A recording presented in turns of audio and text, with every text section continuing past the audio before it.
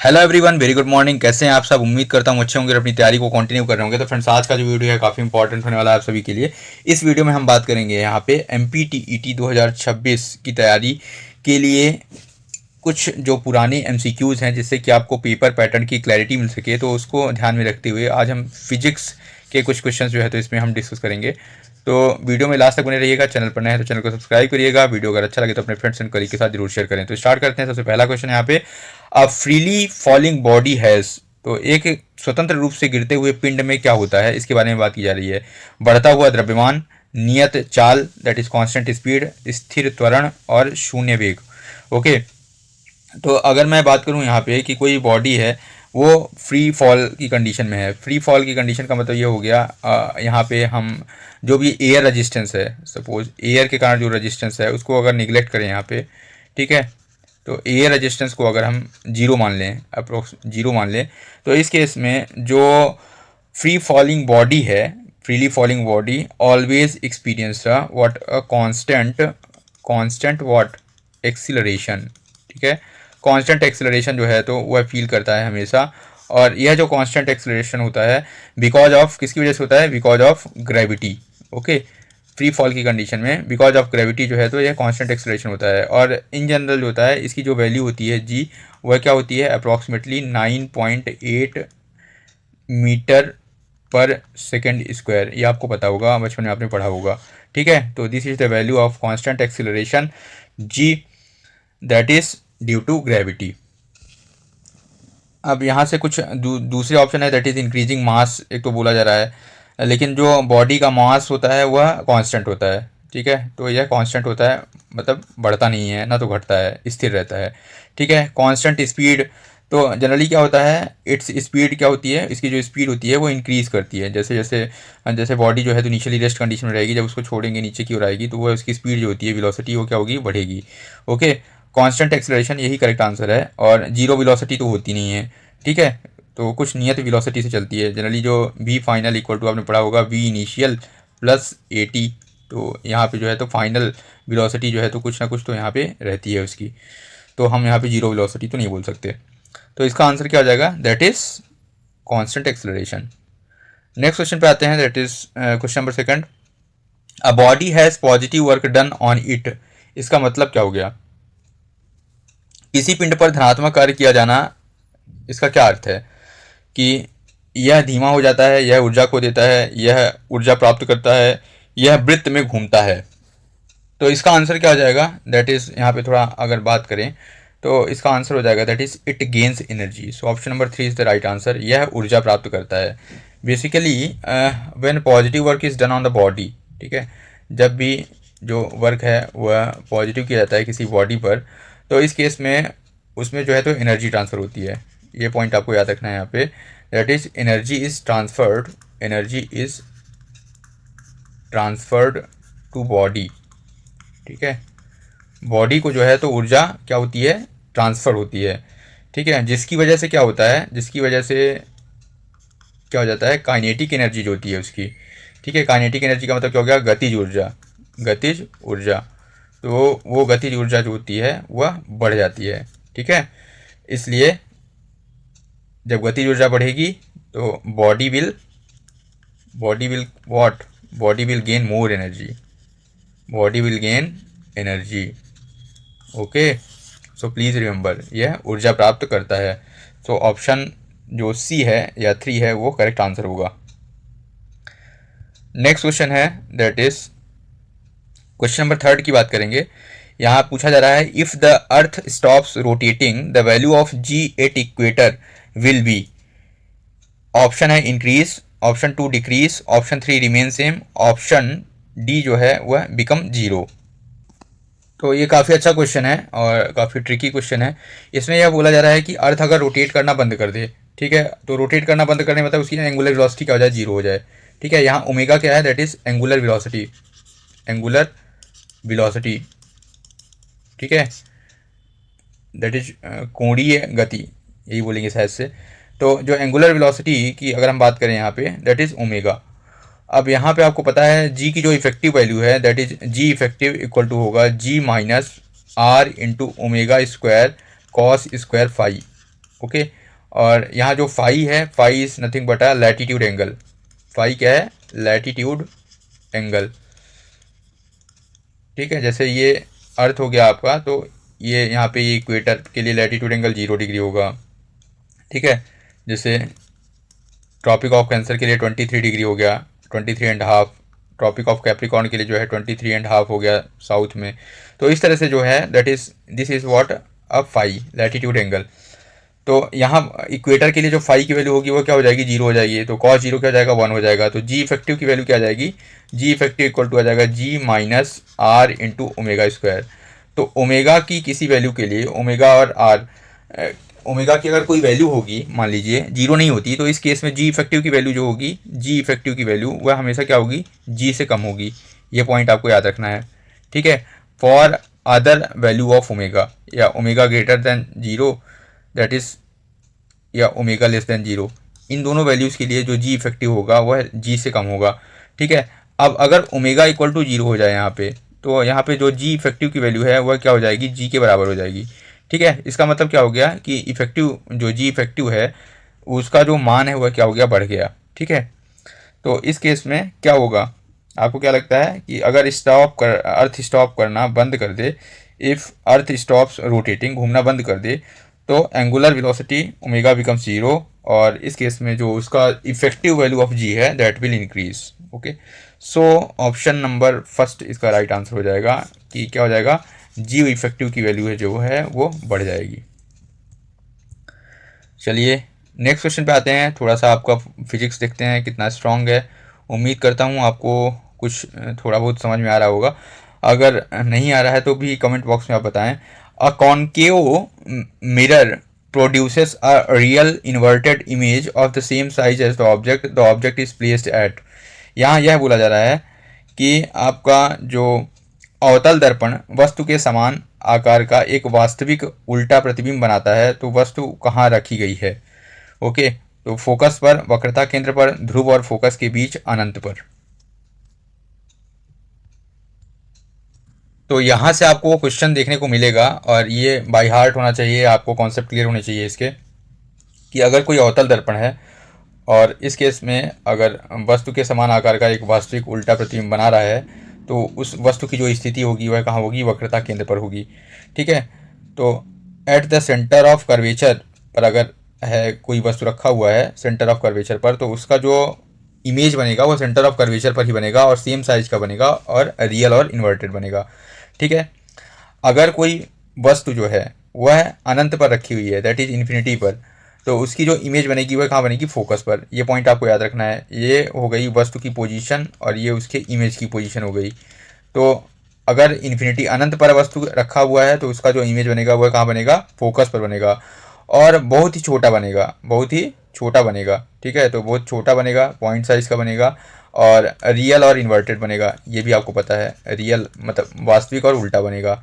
ठीक है, वहीं पे अगर मैं बात करूं कि इन्फिनिटी और सी के बीच में रखा हुआ है, इन्फिनिटी और सी के बीच में, सी मतलब सेंटर ऑफ कर्वेचर। ठीक है, तो ये पॉइंट आपको याद रखना है कि अनंत और वक्रता केंद्र के बीच में रखा हुआ है अगर, तो इस केस में जो इमेज बनेगा वह कहाँ बनेगा? That is between focus and centre of curvature.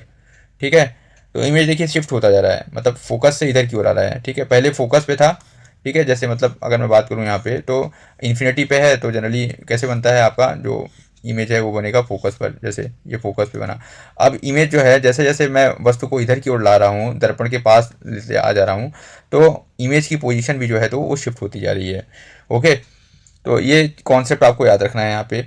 दूसरा मैंने बताया अभी आपको कि अगर सेंटर ऑफ कर्वेचर पर है तो उसका जो इमेज है वो सेंटर ऑफ कर्वेचर पर ही बनेगा। ओके, ये जैसे है ये बहुत ही छोटा बनेगा, हाईली डिमिनिश्ड। ये जो है तो डिमिनिश बनेगा, कुछ थोड़ा सा बड़ा बनेगा, उससे थोड़ा सा बड़ा बनेगा। ठीक है, मतलब मान लो इतना बड़ा बनेगा। ठीक है, ये छोटा सा बन रहा है। इसके बाद सेंटर ऑफ कर्वेचर पर है तो वो सेम साइज का बनेगा, सेम साइज जो वस्तु की आकार है उसके साइज का ही बनेगा। ठीक है, ये भी रियल और इन्वर्टेड ही बनेगा, ये भी रियल और इन्वर्टेड बनेगा। ओके, अब मैं बात करूँ अगर कोई वस्तु हमने फोकस पे रख दिया तो उसका प्रतिबिंब कहाँ बनेगा? तो इन्फिनिटी पर बनेगा, अनंत पर बनेगा, और बहुत बड़ा बनेगा, हाईली इनलार्ज बनेगा। ओके, और ये भी रियल और इन्वर्टेड बनेगा। एक और केस हो सकता है कि मैंने जो वस्तु है उसको फोकस और कहाँ रख दिया, सेंटर ऑफ कर्वेचर के बीच में रख दिया है। तो जब फोकस और सेंटर ऑफ कर्वेचर के बीच में रख देंगे तो इस केस में उसकी जो स्थिति होगी वह कहाँ बनेगी, that is centre of curvature और इन्फिनिटी के बीच बनेगी। ठीक है, और इस केस में भी जो है तो वह और ज़्यादा ही लार्ज बनेगी। ठीक है, और रियल और इन्वर्टेड ही बनेगी। तो ये पॉइंट जो है तो काफ़ी इंपॉर्टेंट है, आपको याद रखना है इन सब पॉइंट्स को। नेक्स्ट क्वेश्चन है दैट इज, यहाँ पूछा जा रहा है the property of water in ocean that enables it to act as a store house of solar energy is high boiling point, high specific heat capacity, anomalous behaviour और high density. ठीक है, तो यहाँ क्वेश्चन ये पूछा जा रहा है आपसे कि जो समुद्री वाटर है, महासागर में जो जल है, उसका गुणधर्म क्या है कि वह सौर ऊर्जा का गोदाम की तरह काम करता है। वह किसके कारण होता है ऐसा, दैट इज उसका क्वथनांक उच्च है, या उसकी विशिष्ट ऊष्माधारिता ज़्यादा है, या विषम व्यवहार है, या फिर उच्च घनत्व है। तो ये बहुत सिंपल सा क्वेश्चन है और बेसिकली इसका जो आंसर होगा that is high specific heat capacity. ठीक है, आपको पता होगा बेसिकली इसका मतलब है कि वाटर जो होता है, वाटर बेसिकली वह बहुत सारा दैट इज़ ओशनिक वाटर जो है, ओशनिक वाटर उसके पास एनर्जी एब्जॉर्व करने की, खासकर थर्मल एनर्जी। ठीक है, थर्मल एनर्जी को एब्जॉर्व करने की कैपेसिटी होती है, थर्मल एनर्जी को वह इजीली एब्जॉर्व करता है ना। दैट मीन्स इवेपोरेशन जिसकी वजह से होता है, इवेपोरेशन का भी रीज़न यही है। तो थोड़े से स्मॉल चेंज में जो है तो वाटर का टेम्परेचर जो होता है बहुत ज़्यादा बढ़ जाता है। इसलिए मैं अगर बात करूँ यहाँ पे तो हाई स्पेसिफिक हीट कैपेसिटी जो है बेसिकली इसका राइट आंसर हो जाएगा। That means water can absorb and release बहुत सारा हीट एनर्जी। ठीक है, सो ऑप्शन नंबर सेकंड इसका राइट आंसर हो जाएगा। नेक्स्ट क्वेश्चन है question number 6, the numerical value of refractive index of a medium tells color of medium, the amount of light absorbed by the medium, how much speed of light changes in that medium and the thickness of the medium. Okay, तो बहुत simple सा question है। Basically आपको refractive index पता होगा। Refractive index जो है that is the ratio of two velocity, one is the speed of light. तो स्पीड ऑफ लाइट कहाँ पे, वैक्यूम के अंदर। तो स्पीड ऑफ लाइट हम देखेंगे यहाँ पे वैक्यूम के अंदर। ओके, और दूसरी बात करेंगे that is speed of light, speed in the medium. ठीक है, किसी मीडियम में जो है तो स्पीड जो है लाइट की और वैक्यूम में स्पीड जो है लाइट की, उसका जो रेशियो है that tells the refractive index. तो यहाँ से क्या हो रहा है कि कोई भी अगर इंडेक्स जो रिफ्रैक्टिव इंडेक्स है उसकी वैल्यू ज़्यादा कब होगी, ठीक है, जब speed of light in a vacuum वह क्या हो, ज़्यादा हो। ठीक है, as compare to what speed in the medium. ठीक है, so a higher number means light travels significantly slower in that medium. ठीक है, मतलब यहाँ पे जो लाइट ट्रेवल करेगी, ठीक है, सपोज मैं ये बोलूँ कि 3 × 10⁸ मीटर पर सेकंड से अगर ट्रेवल कर रही है वैक्यूम के अंदर लाइट, तो जिस भी मीडियम में अदर कोई मीडियम अगर हो गया, ये वैक्यूम का कहानी हो गया, और किसी मीडियम में अगर जाएगी, सपोज वाटर में गई, ठीक है, या आपका ग्लास में गया, जिसमें भी गया, या कोई और अदर मीडियम में गया, ठीक है, ऑयल में गया, कांच में गया, जितना भी है मीडियम है, इन सब में क्या होगा बेसिकली जो इसकी स्पीड है that will be a less than C. ये पॉइंट आपको याद रखना है यहाँ पे। तो इसका आंसर क्या आ जाएगा, that is how much the speed of light changes in that medium. So option number 3 is the right answer. आपको यहाँ से बेसिकली रिफ्रैक्टिव इंडेक्स के कारण जो है तो इसी के कारण तो यहाँ पे जो है लाइट में आपको बेंडिंग इफेक्ट देखने को मिलता होगा। ठीक है, लाइट में जो बेंडिंग इफेक्ट आता है वह किसकी वजह से आता है, ड्यू टू रिफ्रैक्शन। मतलब जिस भी मीडियम में लाइट घुसेगी उस मीडियम में उसकी जो स्पीड है वो क्या हो जाएगी, कम हो जाएगी। स्पीड कम हो जाएगी, इसका मतलब क्या हो जाएगा, that is speed of light changes. So higher number also means the light bends more when entering in medium at an angle. ये पॉइंट आपको याद रखना है।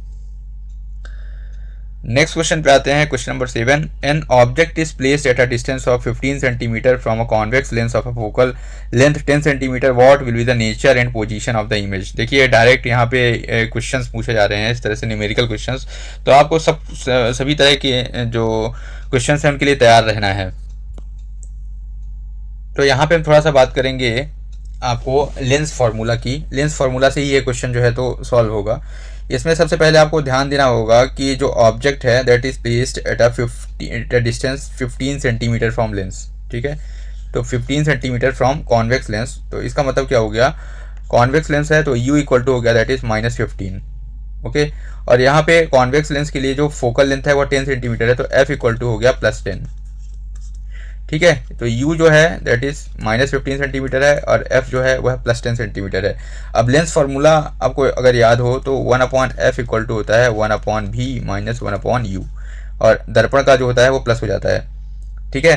तो यहाँ से क्या हो जाएगा दैट इज, अगर मैं nature and position of the image calculate करना है that is 1/v equal to क्या आ जाएगा 1/f + 1/u, that is 1/f कितना है, f की वैल्यू है 10, तो 1/10 माइनस 1/u कितना है 15, तो ये आया 15 और 10 कितना आ जाएगा दैट इज 30, सो 30 ये 3 आया -2 दैट इज 1/v, तो 1/v इक्वल टू आया कितना 1/30, तो यहाँ से v इक्वल टू कितना आया 30 सेंटीमीटर, v इक्वल टू कितना आया 30 सेंटीमीटर।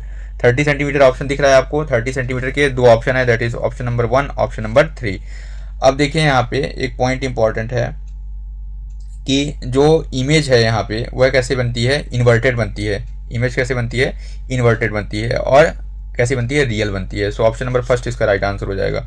तो ये पॉइंट आपको याद रखना है, ओके। दैट इज़ अगर कोई ये हो गया यहाँ पे और ये ऑब्जेक्ट रखा हुआ है, ठीक है, इस केस में, और ये ओके, तो इसका जो इमेज बनेगा वो कैसा बनेगा, दैट इज इन्वर्टेड बनेगा, ठीक है। इन्वर्टेड ऐसे इमेज इसका बनेगा, ये पॉइंट आपको याद रखना है यहाँ पे, ठीक है। क्योंकि जनरली जो होता है वो कैसे जाता है, जनरली इसमें बेंडिंग वाली फिनोमिना होती है, ये आपको याद रखना है यहाँ पे। दैट मीन्स ये ऐसा लाइट अगर जाता है यहाँ पे तो ये ऐसा जाएगा, बेंड हो जाएगा, ओके। और इसके अलावा जो है अगर मैं बात करूँ तो यहाँ से जो सेंटर से एक लाइट जाएगा दैट इज़ ये इससे जाएगा, तो ये हल्का सा बेंड होगा इस तरह से, तो इनके जो क्रॉसिंग है यहाँ पे ये इमेज बनेगा। दैट इज़ अगर ये OA है तो this will be the A', O', ठीक है। तो ये इमेज जो है that is real and inverted है। सो ऑप्शन नंबर फर्स्ट इसका राइट आंसर हो जाएगा। नेक्स्ट है when sound travels in air what determines the speed of wave propagation. जब ध्वनि हवा में यात्रा करती है तो तरंग संचरण की गति क्या निर्धारित करती है। कंपन का आयाम, कंपन करने वाली वस्तु का द्रव्यमान, तापमान और वायु का घनत्व, और ध्वनि स्रोत की आवृत्ति। तो ये क्वेश्चन भी काफ़ी लॉजिकल है। अगर यहाँ बोला जा रहा है कि जब ध्वनि हवा में यात्रा करती है तो तरंग संचरण की गति क्या निर्धारित करती है, ठीक है। तो ये दो चीज़ें हैं यहाँ पे, सबसे पहले एक टेम्परेचर और दूसरा डेंसिटी, ठीक है। तो दो पॉइंट पे फोकस करना है आपको, दैट इज वन है टेम्परेचर और दूसरा है डेंसिटी, ठीक है। कि हवा जो है उसका तापमान कितना है और जो हवा है उसका घनत्व कितना है, ये दोनों पॉइंट पर आपको विचार करना पड़ेगा। तो temperature and density of the air इसका राइट आंसर हो जाएगा, क्योंकि स्पीड ऑफ द साउंड जो होता है बेसिकली टेम्परेचर अगर बढ़ेगा तो बेसिकली क्या होगा इस केस में, स्पीड ऑफ द साउंड जो होगा that will also increase. Speed of the sound, ठीक है, जो स्पीड होगी of sound that is also increase. क्यों इंक्रीज होगी, क्योंकि जो मॉलिक्यूल्स हैं वो जो है तो ड्यू टू टेम्परेचर उनमें वाइब्रेशन और तेज होगा तो जल्दी जल्दी वो कंपन करेंगे, ठीक है। और बेसिकली इसके कारण क्या होगा, प्रोपगेशन जो होगा वह फास्ट होगा, प्रोपगेशन क्या होगा, फास्ट हो जाएगा। और इसी प्रकार अगर डेंसिटी की बात करें अगर, तो डेंसिटी अगर डेंस कम है तो इस केस में एयर जो होगी उसका जो स्पीड होगा, सॉरी साउंड का जो स्पीड होगा, एयर बोल रहा हूँ मैं, साउंड स्पीड जो होगा वह क्या हो जाएगा, बढ़ेगा, ठीक है, कम डेंस एयर पे, okay. So sound travels faster in less dense air, ये पॉइंट आपको याद रखना है, as compare to denser air, ठीक है। तो ये इन दोनों पॉइंट्स को देखते हुए मैं ये बोल सकता हूँ कि जो तरंग संचरण की गति है बेसिकली वह तापमान और वायु के घनत्व पर निर्भर करती है। सो ऑप्शन नंबर 3 इसका राइट आंसर हो जाएगा। नेक्स्ट है एक ये अच्छा क्वेश्चन है, दैट इज ओयस्टर discovery led to the unification of which of two fundamental forces, gravitational and electromagnetic, nuclear and gravitational, electricity and magnetism and electromagnetism and strong nuclear force. ऐसे questions को answer करने के लिए आपको जो है तो फिजिक्स को थोड़ा इन डेप्थ पढ़ना पड़ेगा, तब जाके दैट मीन्स एनसीईआरटी को कवर करिए और जो इम्पोर्टेंट कॉन्सेप्ट्स हैं उनको याद रखिए और बार बार रिवीजन कीजिए। तो इसका आंसर क्या हो जाएगा, दैट इज ओरस्टेड की डिस्कवरी से जो है तो बेसिकली हमको इलेक्ट्रोमैग्नेटिज्म मिला। तो इलेक्ट्रोमैग्नेटिक फोर्स जो कि आप कई बार पढ़ते होंगे, इलेक्ट्रोमैग्नेटिक फोर्स, ओके। तो यह जो इलेक्ट्रोमैग्नेटिक फोर्स है इसके पीछे की जो कहानी है दैट इज़ यहाँ पे unification of electricity and magnetism, ठीक है। This was given by Oersted experiment. तो ये इलेक्ट्रोमैग्नेटिज्म का जो फाउंडेशन है that is built by Oersted, ठीक है। इम्पॉर्टेंट है वो कंपास नीडल वाला जो एक्सपेरिमेंट हम पढ़ते हैं, आपको याद होगा अगर पढ़ा होगा आपने, तो नॉर्थ साउथ वाला बेसिकली वो इसी में है कि बाहरी सर्किट में जो है यहाँ पे करंट फ्लो होती रहती है और उसके पास जो है हम नीडल को ले जाते हैं तो उस केस में यहाँ पे डिफ्लेक्शन आता है, ठीक है। तो यहाँ पे दो चीज़ें हैं, ये मैग्नेटिज्म आ गया यहाँ पे, ठीक है, दैट इज चुंबकीय प्रभाव, और यहाँ पे ये करंट आ गया। तो विद्युत धारा का जो चुंबकीय प्रभाव है, ठीक है, तो इसके पीछे की यही कहानी है ओरस्टेड की। तो ऑप्शन नंबर 3 इसका राइट आंसर हो जाएगा। नेक्स्ट है, ये काफ़ी अच्छा क्वेश्चन है, फ्लेमिंग्स लेफ्ट हैंड रूल और राइट हैंड रूल को आपको पढ़ के जाना है। यहाँ से क्वेश्चन आपको आना ही आना है कि फ्लेमिंग का बाएं हाथ का नियम निम्नलिखित पर लागू नहीं होता, इलेक्ट्रिक मोटर, ठीक है, मूविंग कॉयल, गैल्वेनोमीटर्स, ट्रांसफार्मर और लाउड स्पीकर। तो इसके बारे में बात की जा रही है यहाँ पे।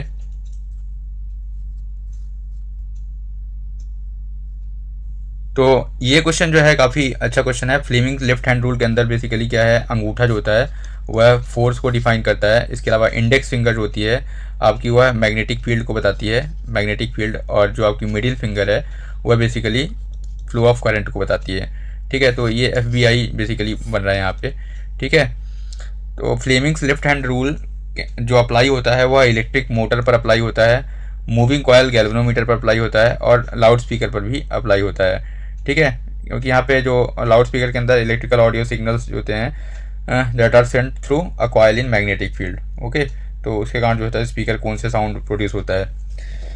अब यहाँ पे जो ट्रांसफार्मर है बेसिकली वह इलेक्ट्रोमैग्नेटिक इंडक्शन पर काम करता है, ठीक है। तो यहाँ पे इलेक्ट्रोमैग्नेटिक इंडक्शन पर काम करता है। तो ये काफ़ी इंपॉर्टेंट पॉइंट है, दैट इज़ पूछता है कि ट्रांसफार्मर किस प्रिंसिपल पर काम करता है, ठीक है। तो यह जो है इलेक्ट्रोमैग्नेटिक इंडक्शन पे काम करता है विदाउट एनी मैकेनिकल मोशन, इसमें कोई मैकेनिकल मोशन नहीं होता, ठीक है। तो ये पॉइंट आपको याद रखना है। बाकी इन तीनों में आपको मोशन मिलेगा, लेकिन यहाँ पे ट्रांसफार्मर जो है इसमें कोई मैकेनिकल मोशन नहीं मिलेगा। तो ये इंपॉर्टेंट है। सो ऑप्शन नंबर 3 इसका राइट आंसर हो जाएगा। तो इस तरह से हमने टोटल 10 क्वेश्चन जो है तो इस वीडियो में कवर करे, जो कि टोटली फिजिक्स बेस्ड थे और काफ़ी कॉन्सेप्चुअल क्वेश्चन पूछे गए हैं। तो thanks for watching this video, have a nice day friends. और वीडियो अगर अच्छा लगे तो अपने फ्रेंड्स एंड कलीग के साथ जरूर शेयर करें, और साथ में चैनल पर नया तो चैनल को सब्सक्राइब करें और बेल आइकॉन को जरूर प्रेस करें जिससे वीडियो की नोटिफिकेशन आप टाइमली पहुंच सके। Thanks for watching this video, have a nice day, happy MPTET 2026।